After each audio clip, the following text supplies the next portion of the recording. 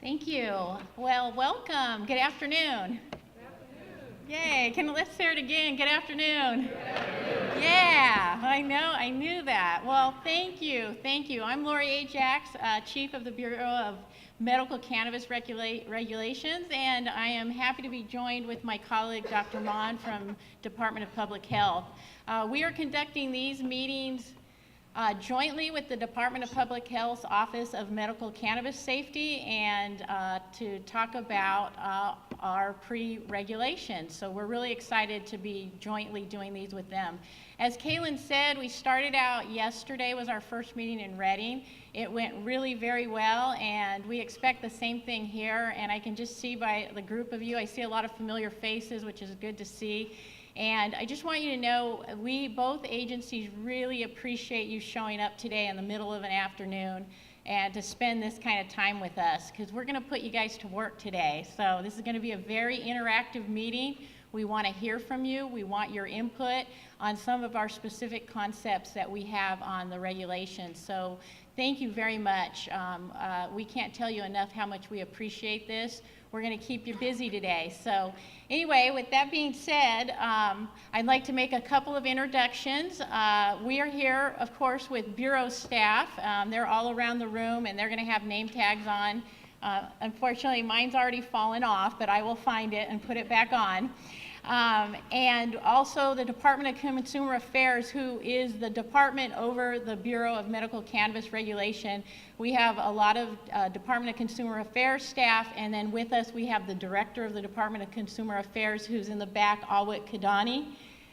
He is here, and we put him to work too. He's going to help facilitate some of our conversations in our breakout groups. We also have public health staff here, along with the Office of Medical Cannabis Safety staff, and their Assistant Deputy Director, Maren Klein, is right over here. And so we all have our name tags on, and so when there's a break in some of the breakout groups, please feel free to come up, introduce yourselves, tell us what you're thinking, because we are here all day. We're here till 7, so things sort of petered off at 6 yesterday, so I don't know, maybe things will go strong till 7, we'll see. So anyway, with that, I'm just gonna tag team with Dr. Mon on going through some of our slides. So why are you all here? Raise your hand. I think everybody knows why you're here, right? Yeah. But we keep telling you why you're here, just in case. So the 3 bills last year that were passed by the legislature and signed by the governor is the reason we're here, to set up a state licensing structure for medicinal cannabis. So that's why we're here. That's why we're having these meetings. As all of you probably are aware, this is a dual licensing system. We try to point this out quite a bit because it is unusual in the state regulatory system that you have to first have your local license permit or other authorization from the local jurisdiction before you can apply for a license with the state. So that is important to remember as we're going through our breakout groups, that does have to happen first. Before you come to the state to apply for your application.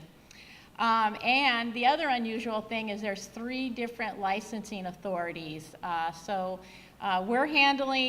There's 6 major license types. So today we're going to be talking about 5 of those license types. As many of you know, Department of Food and Ag is handling the cultivation, and they are currently conducting their pre-regulatory meetings across the state at the same time we are. But we are going to be dealing with 5 of the major license types. So it's important to note that the Medical Cannabis Regulation and Safety Act has the framework and some of the licensing requirements, but what we're doing through the regulation process, or what we call the California rulemaking process, is diving into those specific details for the licensing, and that's what we're going to be talking about today. It's also important to know that we can't change the statute. We're going to be talking about developing those regulations, and that's where your input comes into play. So I'm going to hand the mic over to Dr. Mon, and then I'm going to come back a little later to talk about today's meeting. Good afternoon. Thank you, Chief Ajax. And we all know why we are here. As Chief Ajax said, this is a pre-regulatory meeting. But we thought we'll give you some background about the Medical Cannabis Safety Regulation Act. This act required the three created Bureau of Medical Cannabis and Department of Consumer Affairs. May I talk you into holding this? Okay. And I'll move your slides if you want. Can I walk? Yes, absolutely. Please Okay. do. Yeah. That's good. Can you hear me? I'm free now. So there are three licensing authorities, as Chief Ajax mentioned, and those three licensing authorities are Department of Food and Agriculture, and they are responsible for licensing and regulating cultivation.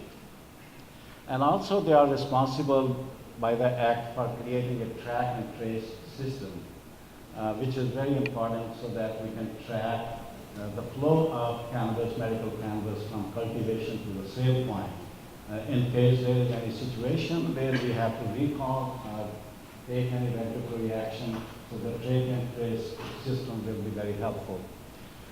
In addition to that, they are also responsible for coming up with environmental impact report of the regulations, more so for the cultivation, how that will impact the environment.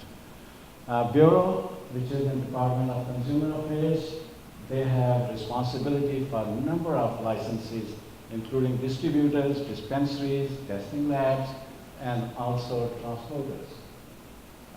Then in Department of Public Health, that's where I am. I'm in charge of implementing Office of Medical Cannabis Safety as it relates to manufacturing of medical cannabis. That does include not only the manufacturing, but also labeling and packaging requirements. The goal of entire act is that we can produce or we can regulate production of medical cannabis safety, which is true to the label, and also if it's safe for the public or the consumers who need that for their medicinal use. Next, please. This is a startup company, like you probably are aware of that, so we had to gain a lot of knowledge. Knowledge was available in the neighboring states, especially Colorado, Oregon, Washington, and also Alaska. So we have been interacting with them, learning from their experience as we design our program and write regulations. But more so, this industry in California has been working since 1996 for 20 years doing cultivation, manufacturing, distribution, and dispensaries. So we had to learn from the industry itself. So we have been interactively engaged with the industry. We did the site visits so that we can firsthand gain knowledge of how things are done in the field or being done at this time, and what can we learn from that. But also we engaged with a sister agency within the state system in California, like Cal OSHA, Cal Fire, Department of Pesticide Regulation, Water Board, you name it, and the local state and county agencies, so that we have coordinated effort. And we three licensing authorities, we do coordinate all the effort as we are writing our regulations. Next, please. Timeline. Everybody is looking at when this is going to happen, when they can start sending us an application for licensing. In the statutes, the goal is that in the statute it says, as of January 1, 2018, all licensing authorities should be able to receive applications for licensing. It's a very compressed time. The regulation itself, the process, the formal rulemaking process takes almost a year. But we are going to achieve that goal. That's what we are working for. But there are a lot of components of implementing any new program. You need to have a capacity. You need to have the right staff, which has the knowledge and which can contribute. You need to have regulation development. What we are doing is, today's meeting is not required by the law, but we and the Bureau decided that we need to engage with the industry in an informal way and get feedback on certain concepts which we'll be discussing in the breakout session, which will help us write the regulations so that we have input from you. But the formal regulation process goes to Office of Administrative Law. We are hoping to submit our first draft of the draft to OL first part or the second part of January 2017. And then that will open up the formal comment period. At that time, you will always have opportunity again to comment on the regulation itself. That will be a formal period for comments. Of course, we are developing an information gathering system, which will be a database. And the database which we are designing and looking at, in addition to track and trace system that CDF is developing, a licensing system. We are hoping to have database ready for you so that you can submit your license applications online. You can upload the required documents, and you can also pay your required license and application fee. So you can imagine it's a tremendous task, but we are up for it, and we are going to achieve that goal. With your cooperation, working with you, it has been very good so far for Bureau and us. The feedback, the interaction that you have with the industry, very helpful, and we appreciate that. And we appreciate you all coming in here. With that, I will hand it back to Felix. Do you want the stand? Yeah. Great.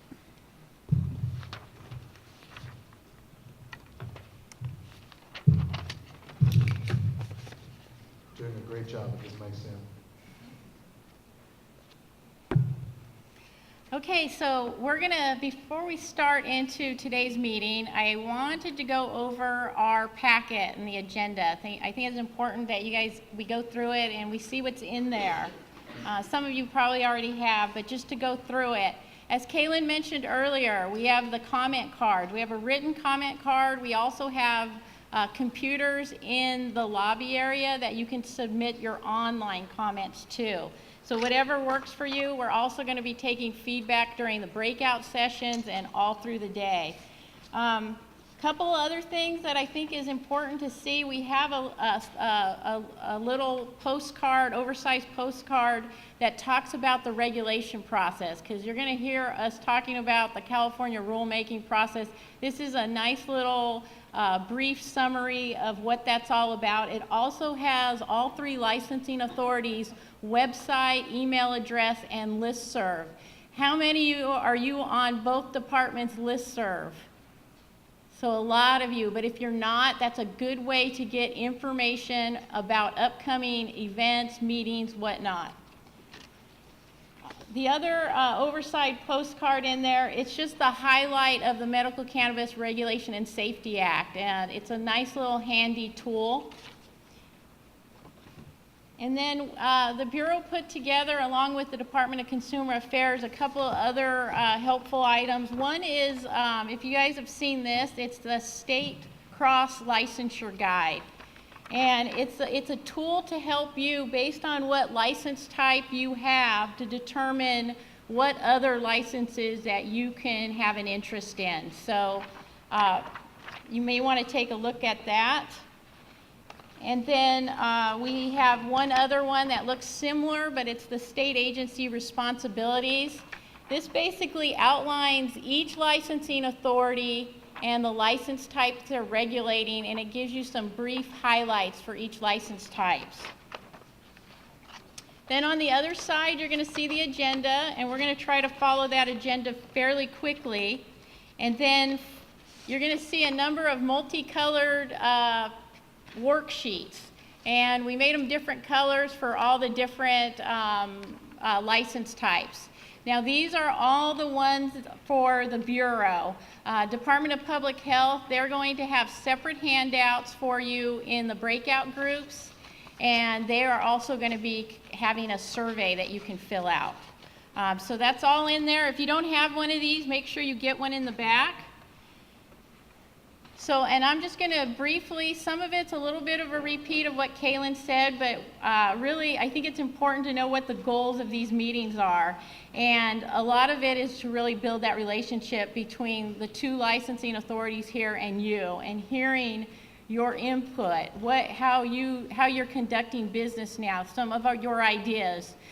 So we're going to float some concepts to you, and then we want to hear what you think about them, but we also want to know if you have alternatives, if different ideas, because that's what we're here to hear from you. I think it's a great opportunity for everybody in the public to weigh in, and we do mean that. We are genuine, want to hear from you, and so yesterday having those small group breakouts, I think really helped for us to understand what you're thinking and some of your ideas. I've already talked about all the ways you can submit comments, so plenty of ways to do that. And then, so after I'm done here, we're going to talk about some of the general licensing requirements, because when you have 3 licensing authorities, we're all going to be dealing with the basic general licensing requirements. So there's some overlap there with the other agencies.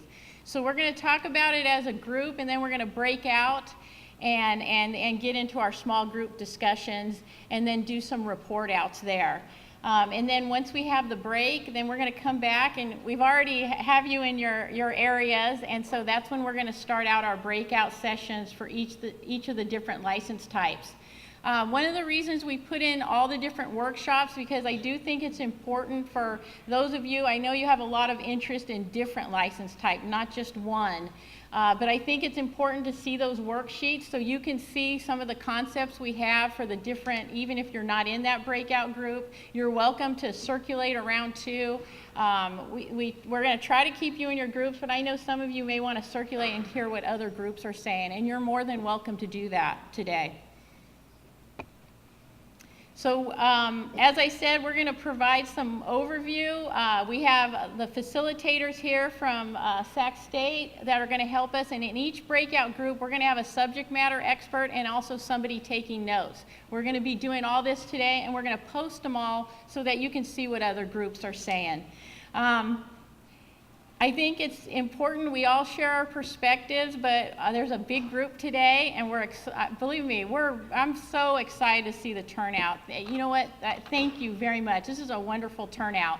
But we know everybody wants to share their input, and we want to hear from everybody. So hopefully we want everybody to have a chance to talk today. On our website, we have all of the rest, just in case you don't know when the rest of our pre-regulation meetings, that's where we're going for the next 3 weeks. Orange County is still yet to be determined what date that is, but we're trying to complete all our pre-regulatory meetings in October. We have all this information, and this information's in your packet. There's our email address for both departments, our webpage, and our listserv. And that is it for us, and we're going to get straight into the main part of the agenda, and we're really looking forward to a productive meeting. Thank you. Can you all hear me okay? Awesome. How are you guys doing? Excited? You ready to get into this regulatory thing? All right, sweet. So thank you all for coming, and thanks for your patience with the whole space issue. We really appreciate it that you're here. I'm really excited that you're participating in the regulatory process.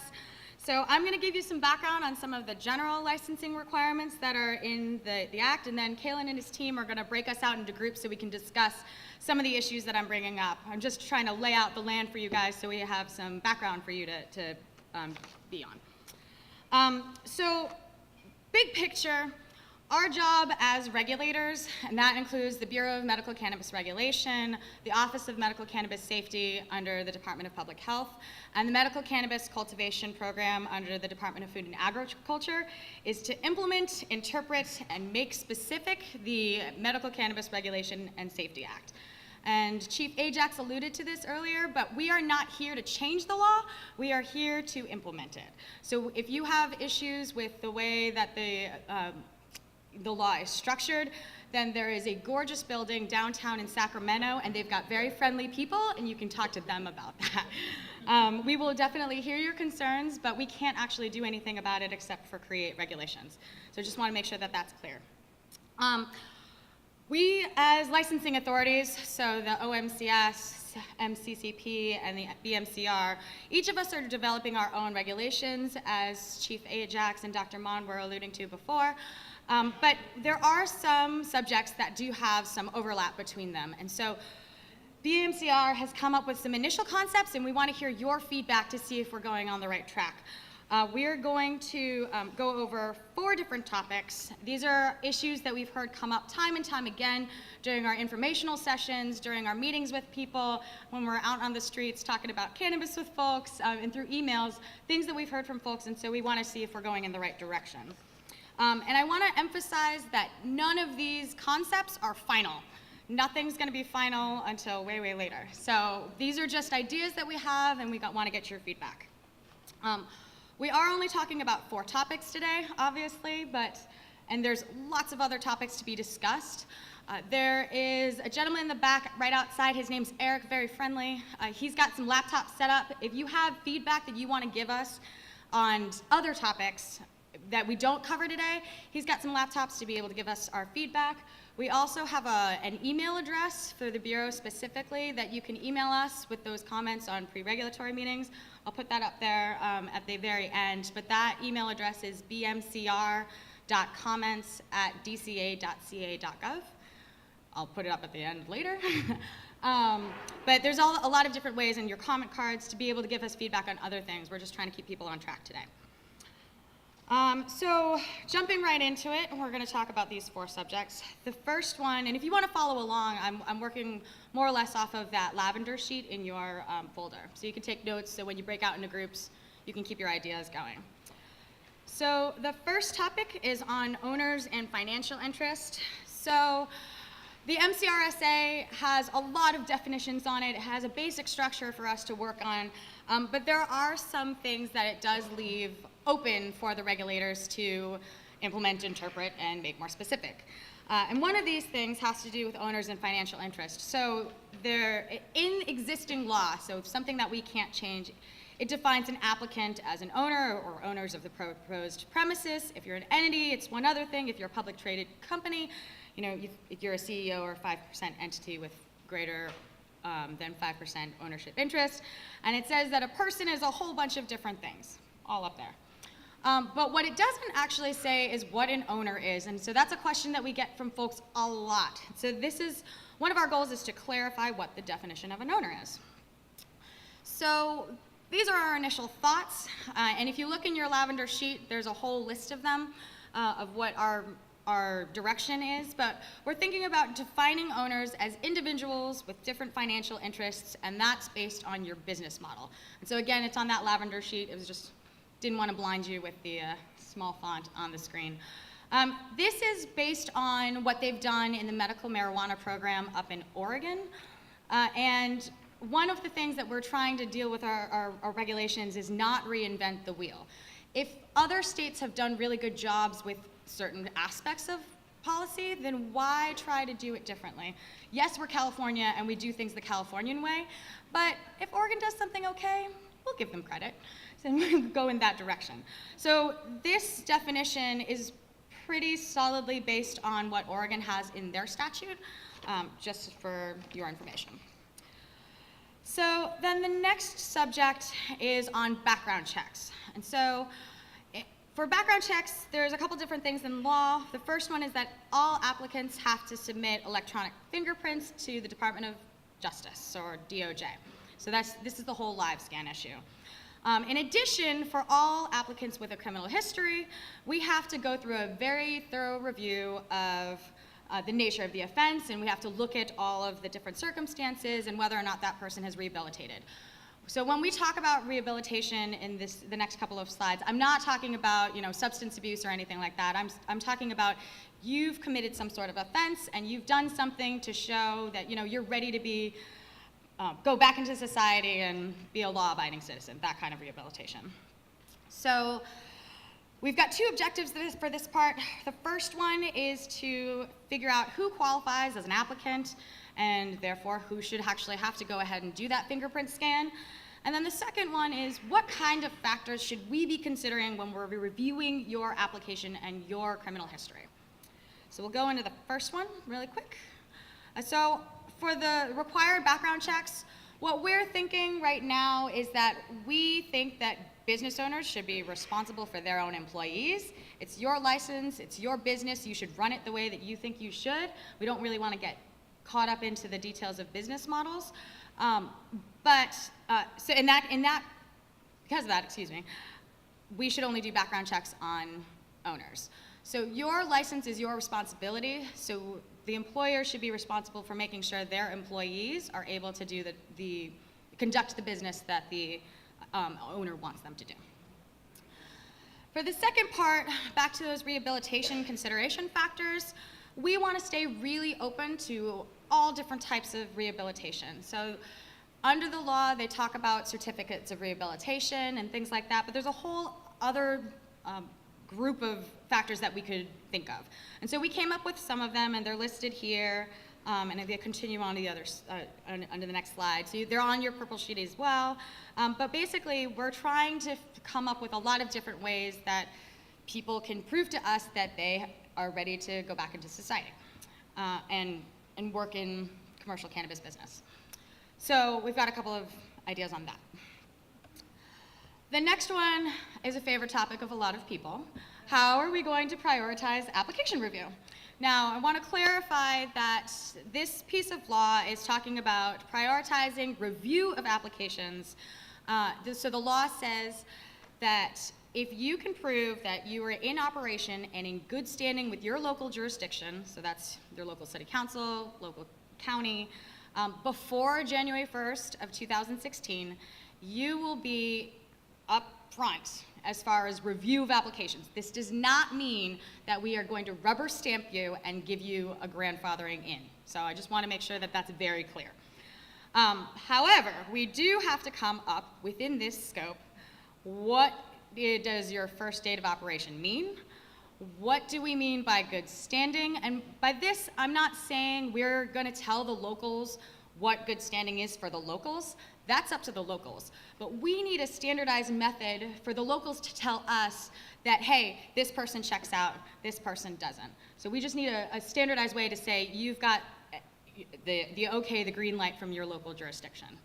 And then finally, once we've got all of those people that qualify for this January 1, 2016 deadline, how are we going to prioritize those folks? So for the first date of operations, there's a lot of different ways that we can do this, but, and you know, all of the businesses are different. You can, if you get your license, that doesn't necessarily mean that you're opening doors at that time, and there's lots of different ways, especially since everybody's been working in kind of a gray area for a while. But we needed a simple solution, and so right now we're considering that the first date of operation is the first date that you started conducting commercial cannabis business. For the good standing, and this part's a little bit tricky, so there is no mandate in the MCRSA that says that the locals have to give us a list. And if we ask them, they don't necessarily have to listen to us as far as that unless it's under law. So we are going to put the onus more on the applicant in this, or we're thinking about it, we haven't done it yet, and asking for affirmative confirmation from your local government. So basically, we're thinking if there's a piece of paper that's on official letterhead from your local jurisdiction that's signed by an authorized person from that local jurisdiction that says that you are in good standing, then that will count. That way we have a standardized way for people to give that to us. And again, that's not us saying that you have to do this, this, this, and this to qualify for good standing. And then the last part, how do we prioritize all the people who qualify for the first two things? Well, instead of thinking about how to constantly prioritize people, we want to actually review your applications and start issuing licenses to qualified applicants. So we were thinking, keep it simple. All of these applications already have priority view. As they come in, we're going to just start reviewing them. So at that point, once you qualify for those conditions for the pre-January 1st, 2016, they just come, first serve. The last topic has to do with local government approval. So I think this is stated earlier, but the MCRSA has a dual licensure system. So this means that you have to have a state license and a local license, permit, or other authorization in order to operate. And so a couple things to keep in mind before we dive into this is that means if you don't have one or the other, you can't operate. This also means that if you don't have a local ordinance that gives you any approval, you can't get a state license. You have to have something from your locals, or else we are going to deny your application. This also means that you have the power to change things. You can organize locally and get together with all of your colleagues and talk to your city council members, talk to your board of supervisors about what you want. That's your right as citizens. So just wanted to make sure everyone was on the same page for that. So our issue for this is, how do we define what other authorization is? We get this a lot from both folks in the cannabis industry, but also from local governments. So again, we wanted a simple, straightforward solution, and like I alluded to before, getting lists from locals can be challenging. So we're thinking about going in a direction very similar to the good standing. So again, you get a piece of letterhead from that local government. It's signed by an authorized employee of that particular jurisdiction, and then it authorizes you affirmatively to conduct whatever type of commercial cannabis activity it is that you are applying for from the state.